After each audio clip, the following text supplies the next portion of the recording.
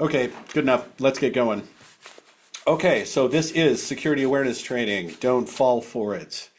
And let me know in the chat here if we are showing you the right view, because I never know. I don't know if you see the next slide coming up or not, because I have just too many computer screens here. You might want to, and I see some people have already started doing this. Let us know where you're from. I am on full screen. Roger says looks fine to me. Okay. Let us know where you're from. I am coming to you from fabulous Bremerton, Washington, Navy Town. There's aircraft carriers part right out there. There's submarines down the road, but we don't talk about that. We're going to talk today about the bait that you're going to see, what it's focused on doing, the most prevalent ways that people get access to networks. I think we all know what happens. You get started, things like that. We'll talk about the business outcomes, and hopefully you take a lot of this away. Stick with us. Stay with this to the end, because you're doing something good for the world here. Okay, if we prevent one person from doing that thing that causes the collapse of a company or the disabling of a critical service needed by people, we've done our job. You can get credit for this. There are continuing professional educations that you can credits that you can get for this if you're trying to maintain a certification like a CISSP, CISA, some other things. In fact, it's good for CLEs in the legal profession. We are recording this, and we will put the recording up on the Lumify YouTube channel.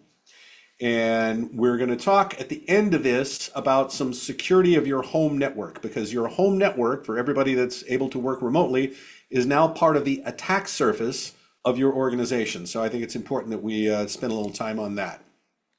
Okay, this is me. I have done these things. I worked in government for a little more than 10 years. I was in the private sector before that. I've done a lot of consulting, contracting. I was the managing consultant for VeriSign Global Security.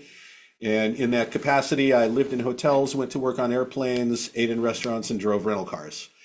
And until my daughter was born, and then dad can't go to work on an airplane anymore. So I took the job at the city of Seattle, and that started me in government. A lot of what I say will be focused on the services that government holds up. So about Lumify. So Lumify has been in business since 2009. There were other companies that came before it that kind of ended up being Lumify. Lumify is one of the fastest growing companies. It is headquartered in Scottsdale, Arizona.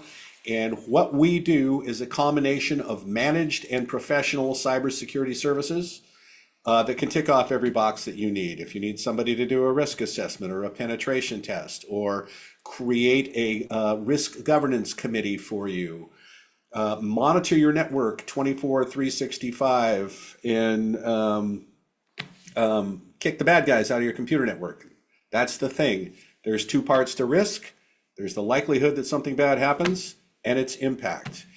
You can reduce that likelihood by deploying all these preventive controls and bringing in consultants to help, and you will never get that to zero. After that, you work on the impact. You want to minimize the impact of what lawyers now call is a foreseeable event. Okay, you're not going to go glove to glove with North Korea and win. You're not, right? But if you put out the grease fire on the stove before the house is engulfed in flames, it's a tree falling in the forest. Okay, so that was a whole bunch of metaphors, but I hope you got that. Managed detection and response is the way to do that, to minimize that impact. Again, you want to see something happening before it gets out of control.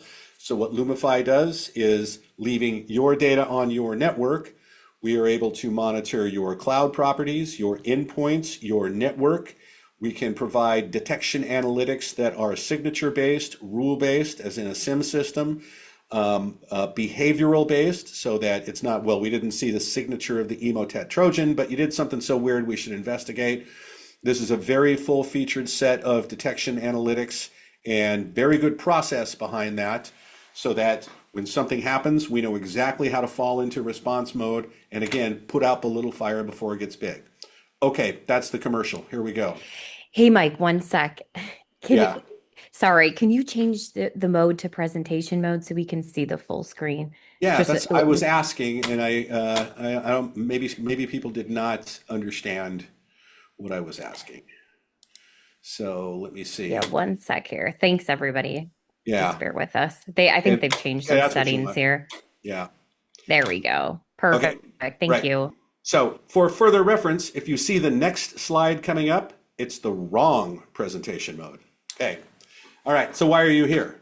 So maybe you're here because you have data on your network that includes personally identifiable information, intellectual property, company secrets, things like that. You don't want to lose them. Okay. That's great. Glad you're here. Maybe you work in the public sector and the services that you provide to constituents include flushing toilets, drinking water, fire departments that get to your house before you're dead. IT holds all that up. Really good that you're here. Thank you for being here. We don't want any of that tipping over. That's the critical infrastructure at the scale that we live our lives. Maybe you're here because this is an annual requirement and you have to be here. Maybe you're just bored and you want something to do at lunchtime. That's great. Glad you're here. Okay. What do we want you to take away? The internet is not a nice place.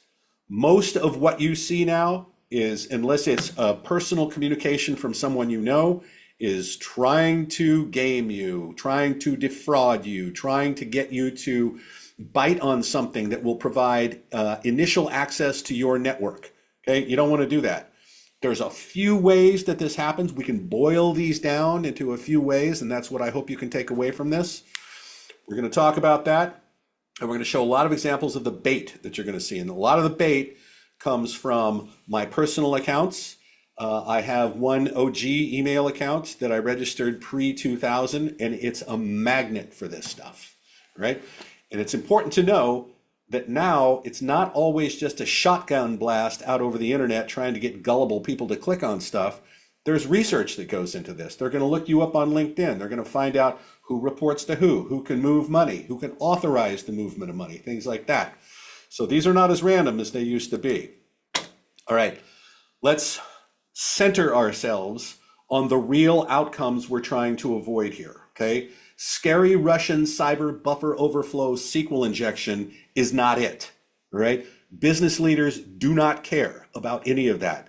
They care about unauthorized disclosure of protected information. That could be personally identifiable information, your social security number, your W-2, things like that, or your customer data. It can also be intellectual property, okay? Don't want to lose that stuff. Theft through business email compromise, account redirection. Hey, I'm an employee. I got a new bank account. Please deposit my paychecks in this from now on. Okay, that's theft. Extortion through ransomware. Snarl your network. And if you want to buy the decryption key, you have to pay them. Or denial of service. They're going to hurl so much stuff at your network that it won't work. And then you'll get the extortion demand. You pay us this much money, we'll make this stop. Okay, your network can be used to attack others. You become the third party, the unlocked window that provides access into a hospital or a bank or a government agency. You don't want to be labeled with that. And now, given the geopolitical context that we're all living in, there's disruption for the sake of disruption, just knocking you down, okay? All right? So unauthorized disclosure of records, theft, extortion, disruption, and being used as a third party to attack others. Those are business outcomes. They have dollar signs associated with them. We kind of know what all these cost. You lose records, about $300 a record to clean that up. Hopefully you don't get a class action suit, but anymore, because of the laws that we've created, lawyers are getting very wealthy coming up with class action suits every time somebody loses records, okay? So be aware, these are the things that we're trying to avoid. All right, a little bit of vocabulary. What's ransomware? All right, it starts like anything else starts. You get a little piece of unwanted software on a computer, okay? That's the initial access. That access is used to facilitate somebody coming and going from your network however they please, okay? You don't know this is going on. They're gonna look around, they find the backups, they find your critical servers, they find your customer records, they steal those. And then they lay in encryption software and it comes down to one key press and your entire network is encrypted. Nothing will work. And then you get the extortion demand. If you want to buy the decryption key, here's what it's going to cost. Now, a lot of money is lost to this. It turns out to be, let's say, waning in importance. It's still here. Ransomware still happens, but anymore, the criminals know that they can just steal your records, and the threat of a class action suit is enough to get you to pay the extortion demand. Pay us, we'll delete these records, they'll never become public.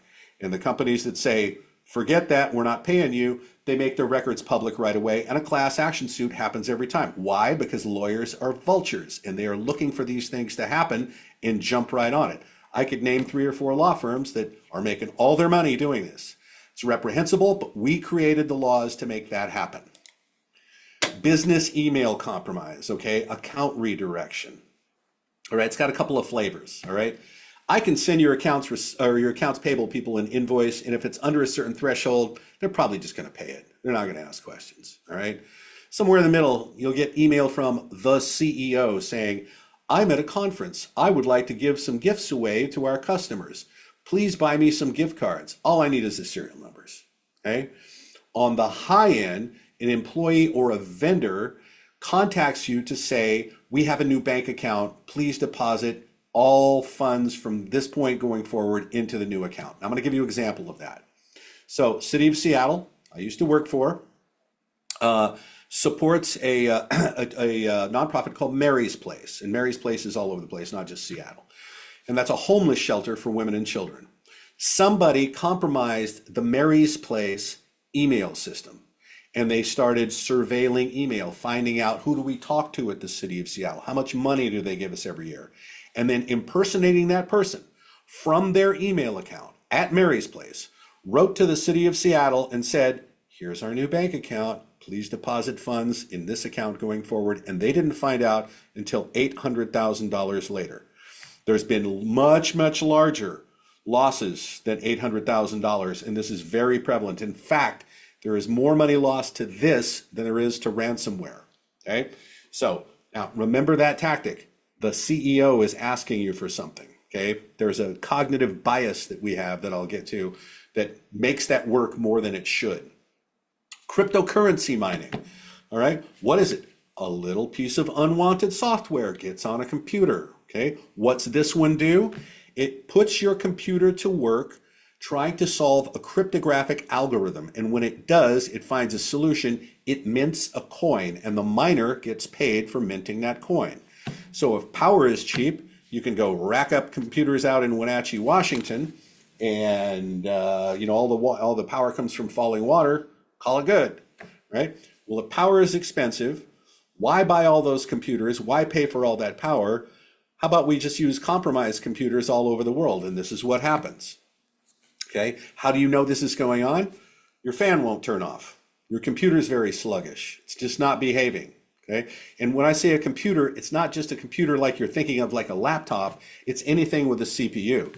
So yes, our SOC analysts have found cryptocurrency mining going on in VoIP phone systems. Okay, so heads up, if your computer slows down, you might want to say something to somebody. Okay, romance scams and crypto scams. Okay, there's a term for this, and we'll get to it later. But here's what they do. And this is from my LinkedIn, and I get these periodically. I know what they are. Okay, they're trying to gain trust with you and start some kind of relationship, some kind of discussion going back and forth. Okay, works well on lonely people. All right. After a while, they say, I have this investment thing. You can't believe how well this is doing. Look at this portal. Look how much money I've made. And they will get you to invest a little bit of money in this. And they will show you a portal, give you access to it. It shows your money going up and up and up. And they're going to encourage you to invest more. And finally, when you've invested more, everything disappears. Money gone, person gone. That's just too bad for you. A lot of this going on, and I'm going to show you examples of this that are coming in text messages. Okay, so for example, like this. I mean, all of these reach out tactics, they're starting to get fairly well recognized at this point. I think a lot of people are getting these and understanding what they are. Don't engage with these folks, don't. I'll show you some examples later of me engaging with them, only because I know that they're doing what they're doing, and I've actually had discussions about them and how they're doing this, and they actually open up to me a little bit. I'm not going to share any of that. All right, but there's a variety of ways that they start this conversation, and it's really out of the blue. Hey, how you doing? We still on for this weekend? You know, things like that. Okay, so that's a little bit of vocab right there. Okay, now there are three prevalent tactics, excuse me, used to get initial access to a network. Okay, number one, credential abuse. What are credentials? Your password. That's what we're talking about here. Okay, all right. On the low end, if you picked one of these passwords, I'm sorry, it's on you. And yes, 1, 2, 3, 4, 5, 6, 7, 8, 9 is still the most frequently used password. Okay, so if you use any of these passwords, I'm really glad you're here. You need to hear these messages. There are kits out there that will guess your password based on the top 100 passwords. And if you use any of those or use any of the variants like Spring 2026 or something like that, they're going to get you. They're definitely going to get you. Password guessing is the background noise of the internet right now. Okay. Another thing is unchanged default passwords. And I'll give you an example. So we heard about a year ago that Iranians had compromised a number of water utilities in the United States, right? Oh, everybody freak out. Okay. It's not because the Iranians were these great Uber hackers. It's because that the water utilities that were using programmable logic controllers, PLCs, that were developed in Israel, and that's what got the Iranians going, okay, implemented these PLCs at their water utilities and did not change the default passwords that were used to access the little web server running on these for admin. So all the Iranians did was look it up on the internet, go around and find these things, and they're easy to find. There are services like Shodan that will find things on the internet for you. And they just walked right in and started screwing things up, okay? Because you didn't change the default password. How many of you have not changed the default password on your home cable modem? Every one of you, okay? Phishing and vishing, we'll come back to this. Phishing, I'm giving you a fake login site. Vishing, we do it by voice. As I said, password guessing and use of dictionaries are very prevalent. And then there are dumps of stolen passwords, okay? So for example, Yahoo, when they were going through an acquisition, lost 1 billion passwords, okay? If you were a Yahoo user at that time and your password is in that dump and you've used it anywhere else, they're going to find you, okay? So don't share passwords. All right, somewhere in the mid-range, okay? Credential stuffing. Well, that's how we use those dumps of those passwords because that's lots and lots of different variants of passwords, not just the top 100. It's all kinds of things that people thought about. And we will just try every one of those against your account, 1 billion of them. By the time we get to 792, we're going to get a hit. More than likely, we're going to get a hit, okay? MFA fatigue, what is that? Multi-factor authentication. That's where the second factor of authentication comes as a code in your email or on your phone or to an authenticator app, okay? If they just keep trying, somebody's got your password, but you use multi-factor authentication, they can try the password, it says, okay, what's the second factor? It didn't work. Do it again. There's my password. What's the second factor? So your phone is going to blow up. It's going to go crazy. And if you go, look, I just got to make this stop. Okay. You just let them in. You just gave away everything. Info stealers. What's an info stealer? An info stealer is something that will, along with other things, suck all of the credentials that you've stored in your browser. Okay. So if you have an unpatched browser, for example, like the Chrome I'm showing you here, where it says, you need to update this thing, and you don't update it, right? All your tabs are going to come back. Don't worry. You got to keep these things updated because if you run over a site that's been rigged with an info stealer, you hit that site and all your passwords that have been stored now belong to somebody else. Just like that. You never knew it happened. Okay. So very important to use patched browsers, updated. Okay. And it's also a good idea to not store credentials in your browsers, although there is an ongoing let's say, vigorous discussion about this. My preference is to use a password vault. Keeper, Bitwarden, LastPass, FirstPass, Dashlane, there's a whole bunch of these, Okay, and they will store all your passwords. They'll make up goofy passwords for you that you never even have to know because it'll give the password for you. Okay, so keep that browser patched. Okay, here's how credential stuffing works. All right, so here's the attacker, and as you know, they all wear hoodies and sunglasses. And here's this collection of, the Yahoo billion passwords. And there where it says bots, okay, those are compromised computers all over the world that are going to run under a centralized command structure and do what they're told. And so they'll go after your account and you will start to get login failures from all over the planet. Okay, how do I know this? This is me. Okay, this is me on my Authenticator app getting a login failure every 20 seconds for 4 days. Okay, look where they're coming from: Moscow, China, India, Kuwait, right? Argentina. They were coming in from everywhere.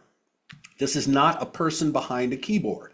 This is a person who's instructed a network of compromised computers to attack you. Why are they attacking me? Because I've done a lot of podcasts and things like that, being very specific about the tactics used by China, and I think I pissed them off. Okay, the high-end method, SIM swapping. Okay, SIM swapping. The SIM card is a little card in your phone that uniquely identifies your phone to the cell phone network. And if I can convince your phone company, and it's not the T-Mobiles or the Verizons or the AT&Ts, they have pretty good controls around this, but the smaller ones. So if I can call your phone company and impersonate you, and it's easy to find enough information online to impersonate you, and say, look, here's what happened. It was a nice day. I was taking a ferry across Puget Sound. I was taking a picture of Mount Rainier with my phone, and an orca jumped up and ate my phone. So this is my new phone, and I would like you to connect my phone number to this new phone. And if I can convince your phone company to do that, I am holding your phone, 100%. So I can go to your Gmail account and say, forgot login. Oh, what's the code that came out of your phone? Boom, just like that. Or to your Bank of America account, right? It's that simple. This is being used very prevalently by a group of teens and 20-somethings domestically in the US. It's a gang called Scattered Spider, and they have other names. But they're very, very, very well versed in how our processes work. There's threats of violence, okay? Some people have been arrested as part of this gang, and in fact, some of them were arrested in the UK very recently, and unfortunately they have found more than one instance of people in the UK being doused with gasoline and found in the trunk of a car. Okay, so I mean, this stuff is going on, right? It's not like hacking, like OG hacking like I used to do back in the day. Okay, session token stripping and reuse. Okay, what is that? Okay, I've seen this happen up close. Phishing link comes in, a phishing message, hey, it's Microsoft. Hey, you're out of disk space, okay? And it's got a link there to Microsoft, and it says, go log into Microsoft and go look at your dashboard and fix this. And so you think you're logging into Microsoft. Well, what you're doing is when you click that link, you are activating a script, and that script is proxying you, running you through someone else's computer on the way to Microsoft. And on the way, what they do is they strip off the session token out of that stream of stuff that's going to get presented to Microsoft. They go, here, Microsoft. Microsoft says, hey, nice session you got there. Never seen your device before. Here's the challenge for the second factor. Routed back to the user, thinks they are logging into Microsoft, and they say, okay, and you just gave away all the single sign-on applications, Office 365, Teams, SharePoint, OneDrive, everything. Okay, it takes less than 1 minute. Okay, we talked about MFA fatigue. So these are really high-end methods, but they're showing up more and more and more. Okay, so how do you avoid credential abuse? Don't share passwords. Don't pick dumb passwords. Use multi-factor authentication. Don't store passwords in a browser. I think it's a better idea to use a password vault. Bitwarden you can use for free as a home user. Okay. And then go check your email addresses on that service right there. Have I been pwned? Okay, that's just some of the weird secret handshake language we use. Have I been pwned.com. and you put in your email address, it goes, oh, your password showed up in this dump right here. Well, if you're using that password anywhere else, go change it. Okay? So that's a very, very good service to use. And notice the headline there, NIST drops password complexity and mandatory reset rules. Okay, why? NIST, National Institute of Standards and Technology. Okay, the whole thing about uppercase, lowercase, got to be this long, special character, that's out. That's out. Okay, it's a much better idea to just pick something that's long, like the first sentence of a book, right? They were the best of days, they were the worst of days, right? When I worked for the city of Seattle, we had to have a master decryption key in case we ever needed to decrypt something from someone who had left the city. Back then, the passphrase for the master decryption key for the city of Seattle was this: the galley is always at the Seattle end of the boat. If you've ever been on a ferry here, you know that's true. Ferries go boom, boom, boom, boom, like that, and the galley is always on the Seattle end. All right, I give you that for no other reason than to give you a good example of what a passphrase looks like. And if the National Institute of Standards and Technology says this is better than uppercase, lowercase, numbers, special characters, blah, blah, blah, it's a lot easier to remember and it's a lot more secure. Okay? Okay, all right, that was credential abuse. Vulnerability exploit. Remember, we're going through the 3 prevalent methods people use to get into your network. Vulnerability. What is vulnerability? Let me give you a little example here. So vulnerability, the example I'll pick is a piece of software called SendMail. Okay, SendMail was one of the original MTAs, okay, mail transport agent. It's not what you type your email into, that's your client. It's when you hit send, it's where it goes in your network, right, your MTA, which will figure out what's the recipient MTA and then send it, right, so it gets the recipient, all right? So this dude, Eric Allman, is coding up SendMail. He says, okay, I need a variable for sender address. All right, a sender address is never going to be longer than 255 characters, okay? So we gave it a 255 byte buffer, okay? So when you grab the sender address out of the email, you stash it in memory in that space, okay? And he did not bound the buffer, which means that at character 256 or character 751 or character 1697, you overflow the buffer. And if you get the offset just right, the number of bytes past 255, if you get it just right, you can put your choice of executable code into the running stack of the machine and you own the machine, okay? This happens all the time. Stuff needs to be patched, upgraded all the time, especially the things that face the internet, but also your home stuff, okay? All right, well, here's how much of this is going on, all right? Vulnerabilities are everywhere. Everything you use eventually goes bad. And if you are in an organization where part of your responsibility is vulnerability management, you're glued to this stuff all the time. If you're a home user, your stuff gets patched pretty well all by itself, right? So, there's some of these things that you have to pay attention to, and there's some that just take care of themselves. Your Cisco firewall is not going to take care of itself, right? It's now a race, all right? Criminal organizations and nation states both know when a vulnerability is released. They get the announcements just like everybody else, okay? And when Cisco says there's a vulnerability in this particular firewall product, here's the patch. They take the patch, they reverse engineer it, find out what it fixes, and then they build the exploit, the code that will break the thing that the patch fixes. Immediately, and sometimes within minutes, start scanning the internet for vulnerable systems. And once that exploit is ready to go, it's loaded up and it's automated too. So I've worked with lots of small organizations. They say, we're too small, we don't have anything of value, why would someone come after us? The scanner does not care. The scanner doesn't care. If you have a vulnerable product facing the internet and it's common knowledge that the patch is out there and you're not getting after it, they're going to find you. Right? How do you avoid this? Keep your stuff patched, right? listen, watch for the vendor announcements, things like that. You know, if you're in a business organization, there's a whole process that can go around this. And if you want a good vulnerability management policy, I'll send it to you. Just contact me, right?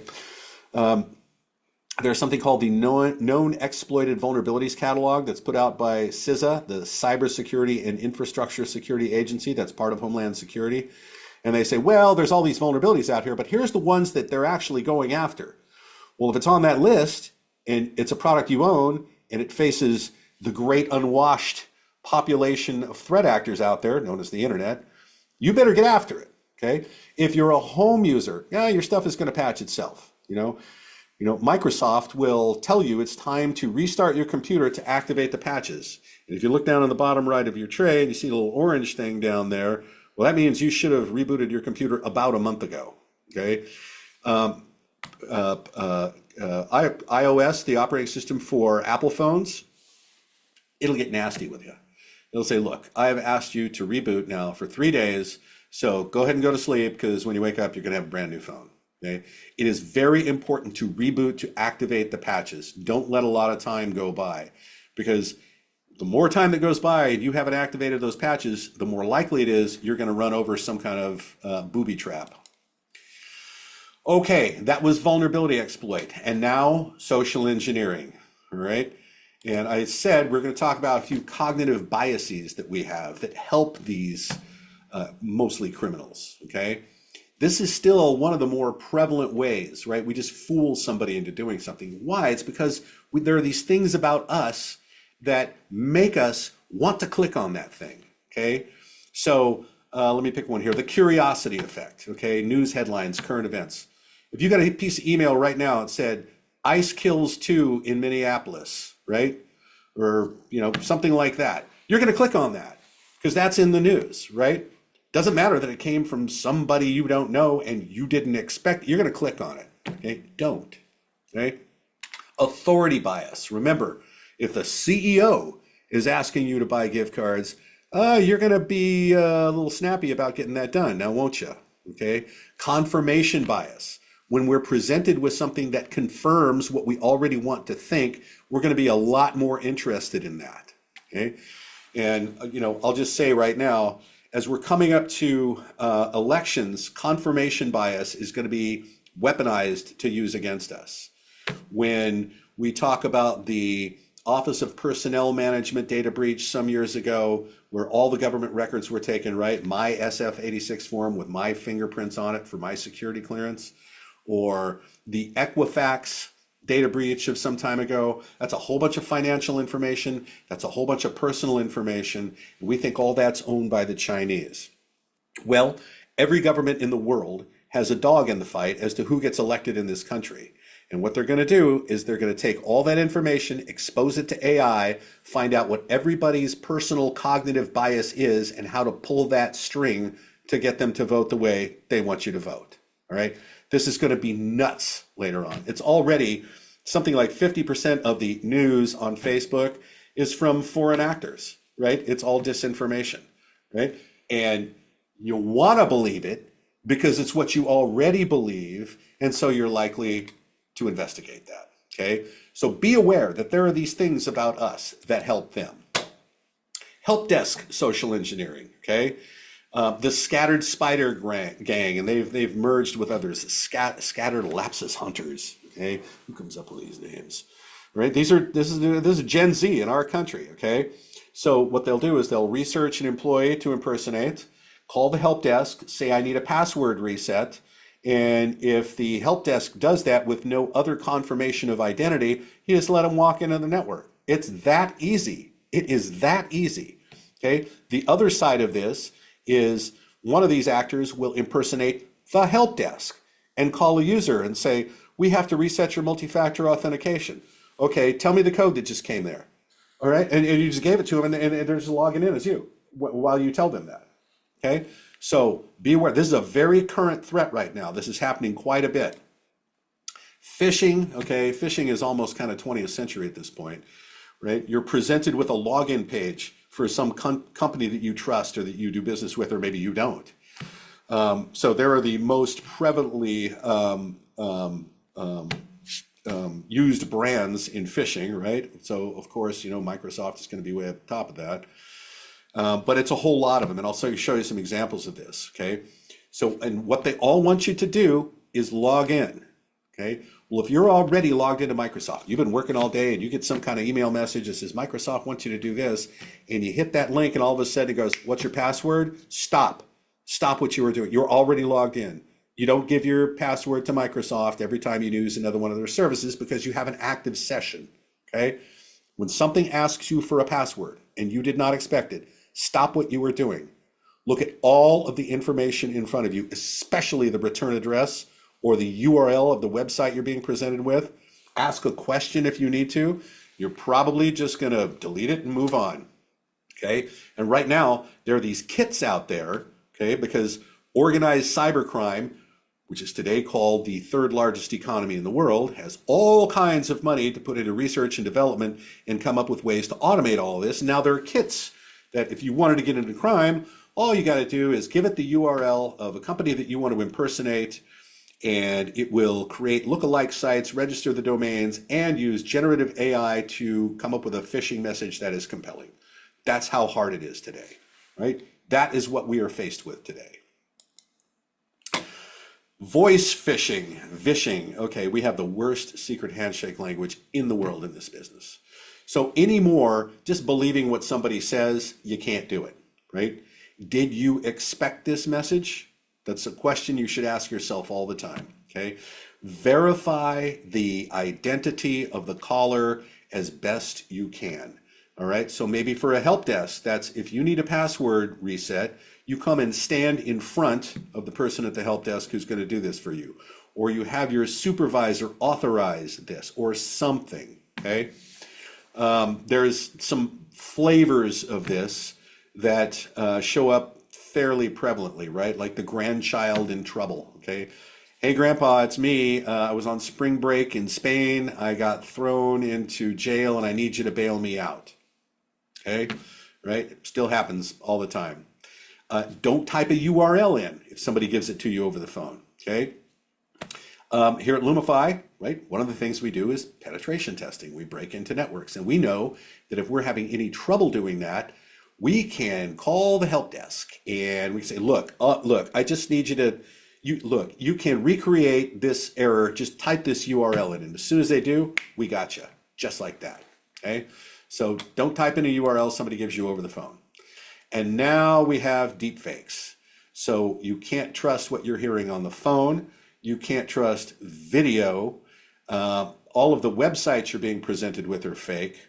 So again, the internet is here to sell to you, steal from you, and manipulate your opinion. And it's gotten really good at that last one, okay?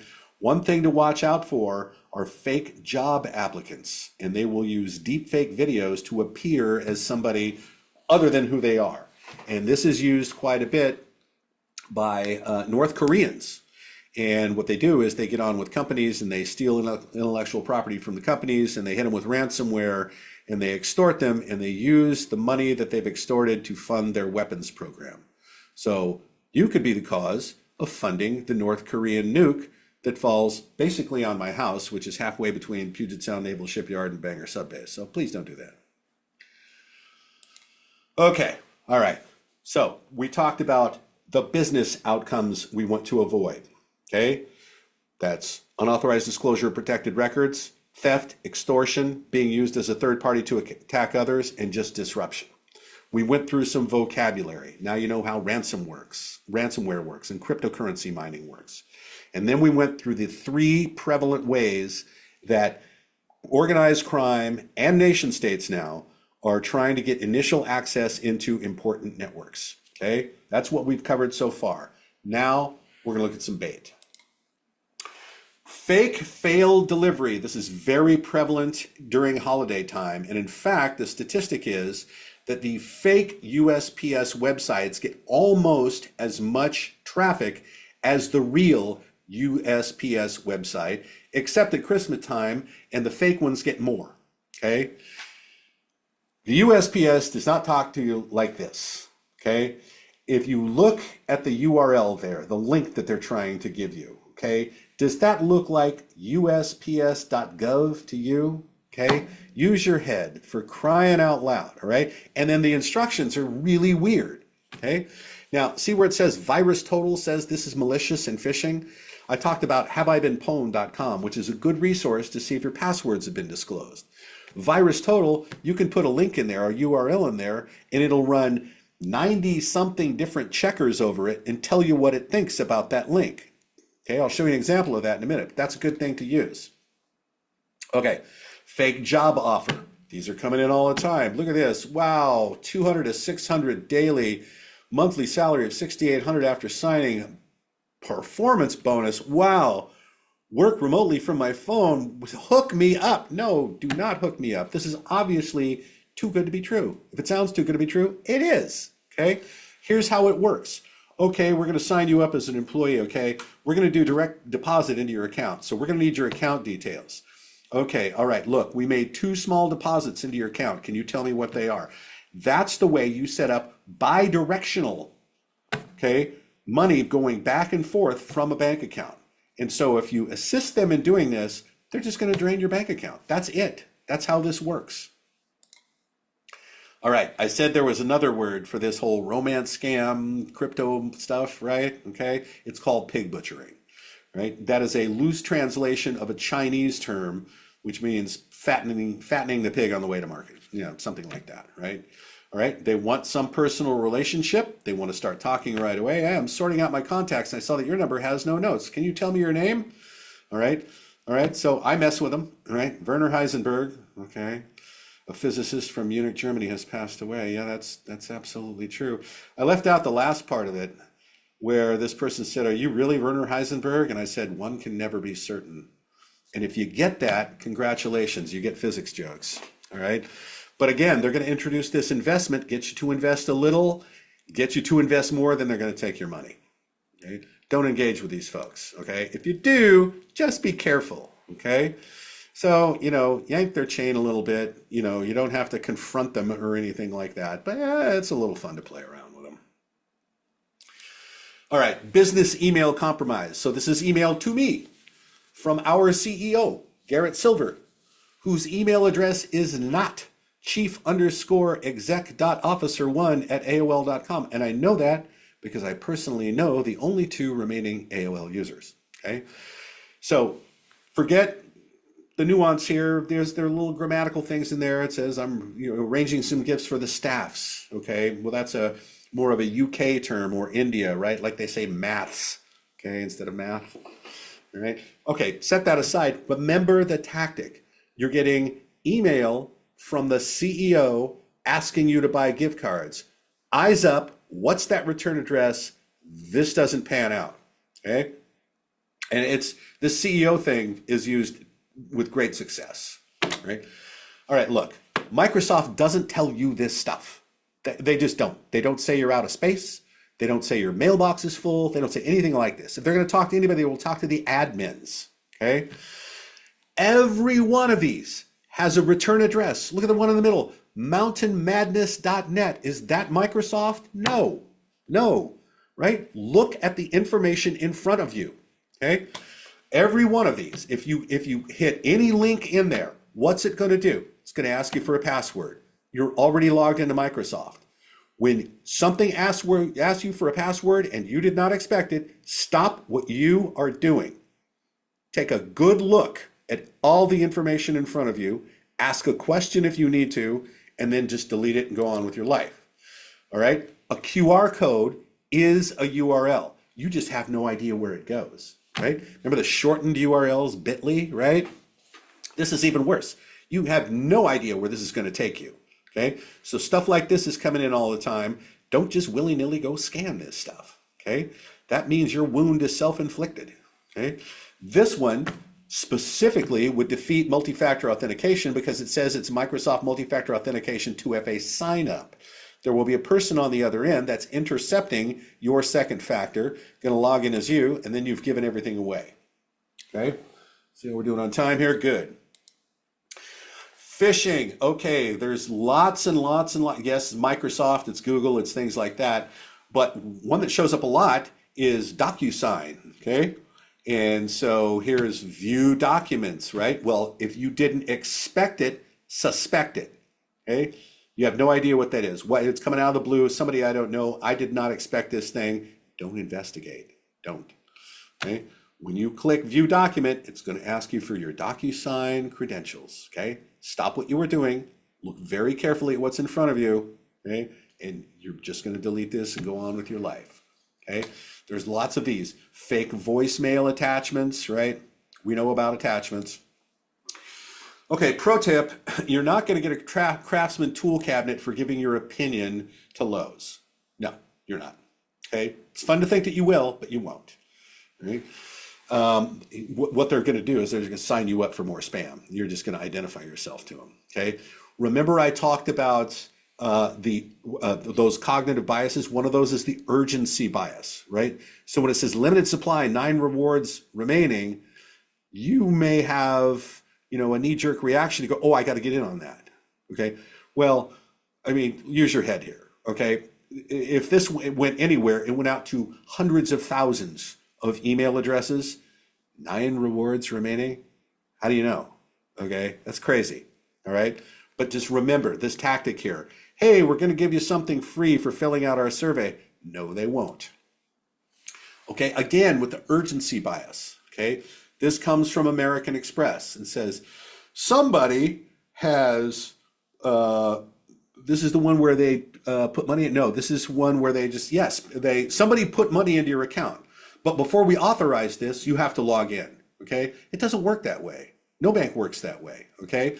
But it's the urgency bias, okay? You got to hurry up and do this. The pending credit will be posted after your approval. I got to hurry up and do that, right? No, you need to ignore this, right? ClickFix. This is another one that's happening all the time right now. Okay, so it will tell you that there's some error that needs to be fixed. Okay, and what it will do, it gives you these funky instructions here. Right click the start button, run Windows PowerShell. Right click in the console window, wait for the operation to complete and reload this page. Okay, what you're doing, they're just having you basically they're having you install malware for them. Okay, that's what this is. So when something pops up and says, hey, here's how to fix this thing, be very, very suspicious of that. Okay, and of course, right, if you get the little unwanted piece of software on the computer, there's a lot of things it can do, right? None of which are good. All right, Network Solutions always hassling me to, here's your account is, fallen over and you're going to have to, go in and renew right now.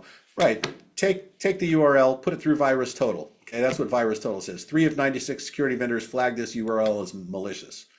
Okay, it's a great tool, right? You can satisfy your curiosity that way. All right, here's a recent campaign.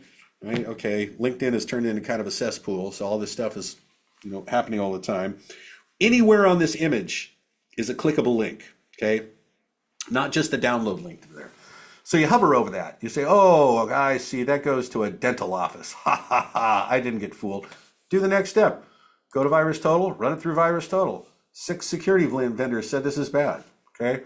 So that's a great service to use. Okay, all right, that's a whole bunch of bait. Now, like I said, your home network is now a part of your organization's network if you're working from home.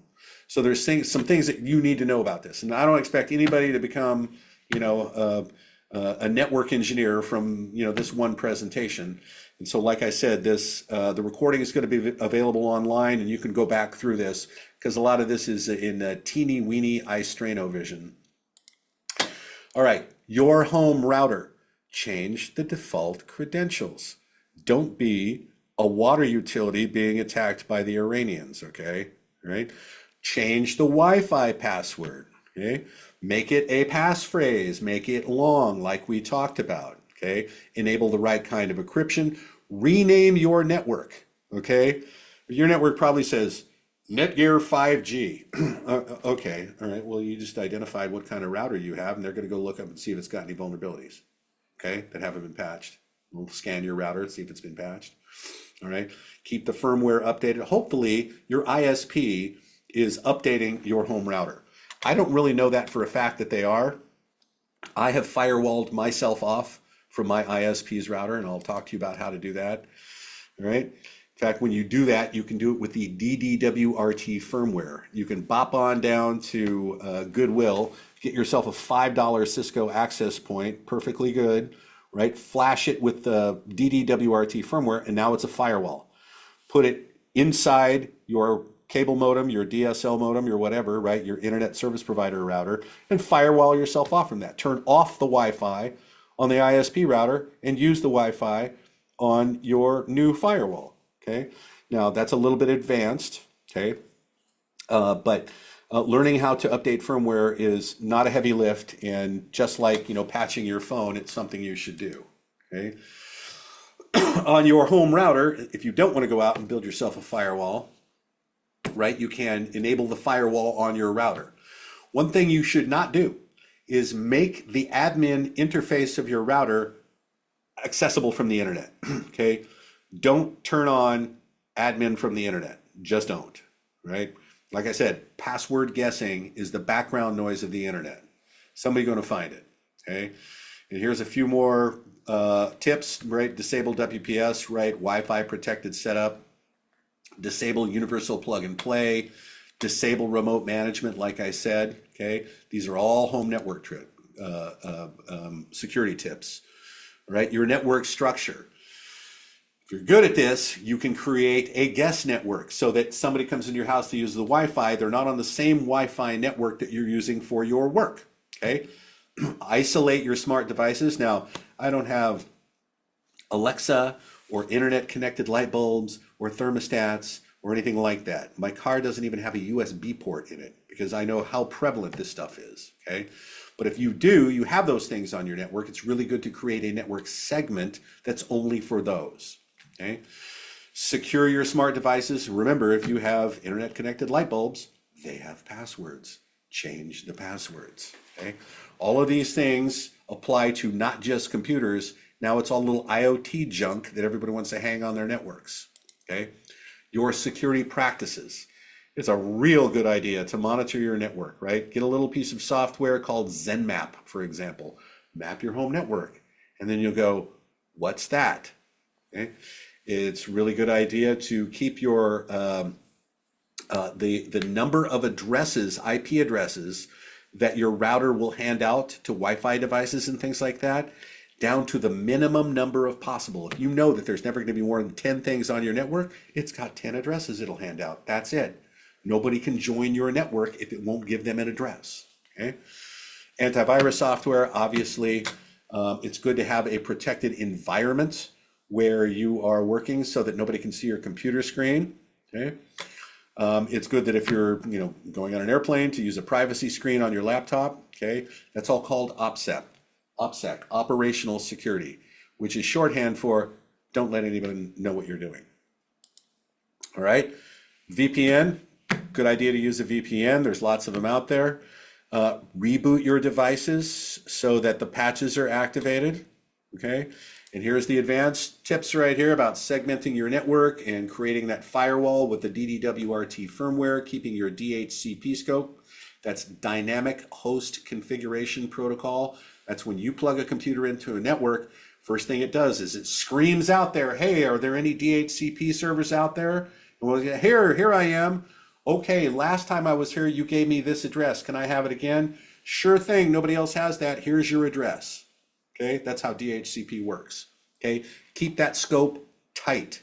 If you have 10 things on your network, you have 10 addresses you can give away. Okay, ZenMap. Okay, I talked about ZenMap. There's what it does, right? Real easy tool to use. Map what's on your network and you will find some surprises. Okay, you may find things you don't want on your network anymore. Okay, it's a really good idea to use Nmap, ZenMap. There's lots of other tools for this. They're open source. They're easily located and downloaded. Privacy. Here's some things about privacy. Okay, DuckDuckGo is a great browser to use for privacy. It destroys all your information. It eats cookies. Okay, Tor, the onion router. Okay, Tor was created by the US Navy for privacy so that people who were dissidents in other countries could do things and not be surveilled by their governments. Okay, guess where we are right now. Okay, so use Tor. Tor is also what you use to connect to .onion sites. Tor means the onion router. Okay, you peel back layers. And the way it works is you're going to connect to Google. Okay, well, before the connection goes from you to Google, it goes to Pakistan, and then to Moscow, and then to London, and then to Rome, and then to Google. And Google has no idea where you really are. Okay, that's how Tor works. Proton Mail, end-to-end encrypted email, it's a great service. 7-Zip, if you're going to send something sensitive to someone as an email attachment, encrypt it with 7-Zip first. Just give it a passphrase, right? Nobody can read it. All right. WhatsApp, WhatsApp is like Signal. Okay, Signal is great. WhatsApp is also great, but Meta owns it, and so is a little dubious. Okay, so there's some privacy tips. Now, the do's and don'ts, because you know we had to get to this. Don't follow every link you get in your personal email. If you did not expect it, suspect it, okay? Fake apps, okay? We didn't talk a lot about the apps that you put on your phone, but if you are an app person, be very careful. How long has it been in the App Store? How many people have downloaded it?